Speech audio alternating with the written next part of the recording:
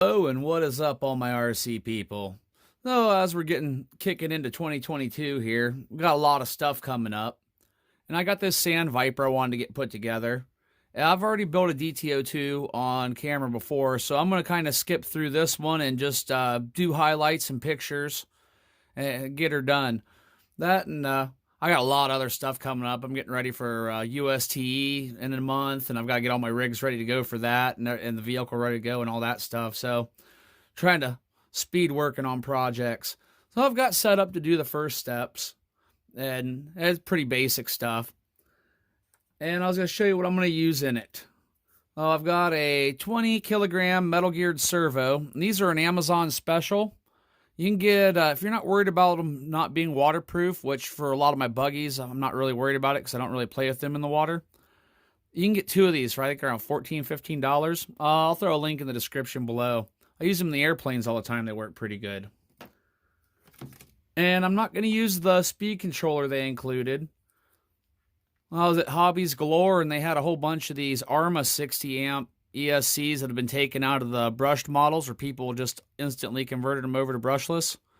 And they were selling those for 20 bucks a piece, so I really couldn't beat that. And that's a waterproof 60 amp brushed ESC. So that's going to go in there. And I'm not going to use the stock motor either. I wanted something a little bit on the hotter side for this. So I'm going to use this Traxxas Stinger 20-turn motor.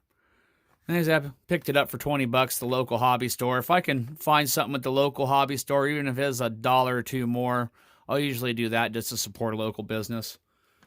So I'm going to start slapping this stuff together. I'll take pictures along the way, and hopefully at the end we'll arrive with a finished product.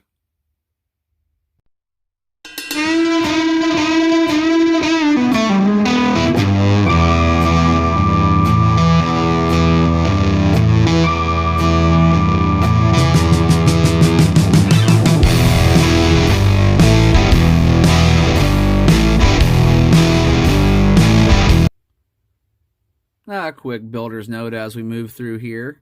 So my differential, nice and sticky that is. I'm using the Tamiya anti-wear grease instead of the regular grease they provided. And this will help keep the differential locked up a little bit better and get a little bit more traction. That's what I like to use. This stuff's nice and thick and sticky like honey. Alright, back to the build.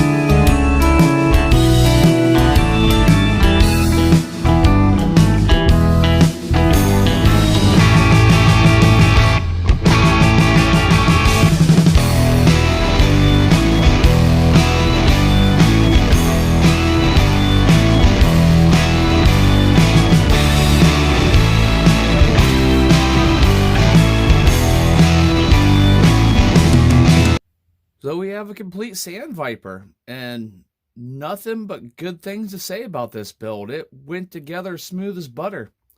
Everything fit nicely. Everything went together fairly quick.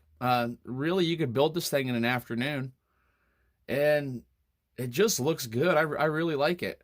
One of the things is a lot of times Tamiya screws are hard to fight in from plastic to plastic. These went in fairly easy for what they were.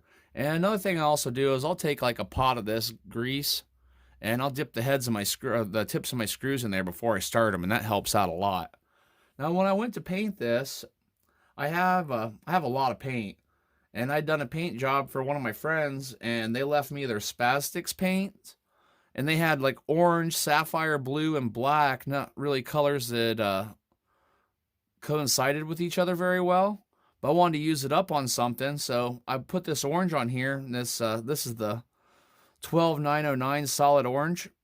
And honestly, these cans do not spray as nicely as the Tamiya PS. They spray a little bit heavier coats, not as aerosol. It doesn't break down as nicely. It makes a fine coat like it should. It's kind of a thicker coating paint, but the results came out pretty good.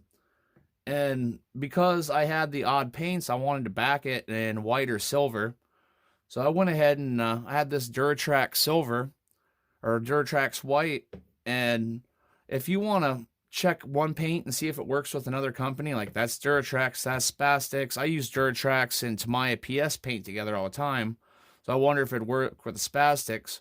Well, a lot of your cars, once you cut out the bodies, you have some leftover Lexan. So just take a piece of it and test it on it. If it sprays on there and you don't get a bad chemical reaction like orange peeling, then you know it's going to work well together. I let that set for about almost an hour before I tried painting the actual car, backing it in white, just to make sure.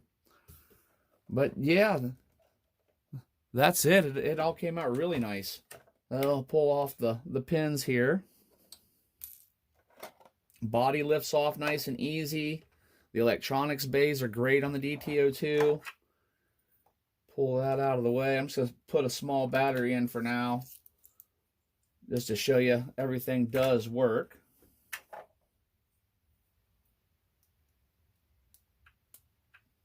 Plugged in there.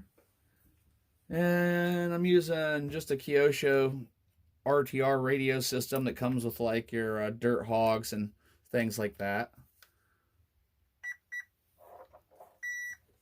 There we go. Nice smooth steering with that 20 kilogram servo.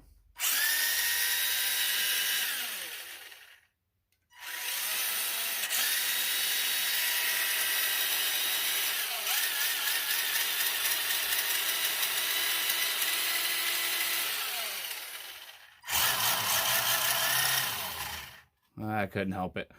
So yeah, it all works pretty good, and all we really have to do is get it out and test it now. So I will see you hopefully very soon for the run video, weather permitting. I think I'll probably take it to the same spot that I took like the Sand Scorcher and the Kyosho Beetle to, that park there where they've ripped up the volleyball pit to do some work. And until they put that volleyball ball pit back, I have a very nice place to drive with a good hill to climb. So hopefully see you there. Thanks for watching, everybody. I appreciate you spending your time watching my videos. Hit that thumbs up on the way out if you could. It really helps out. And I hope you have a wonderful day.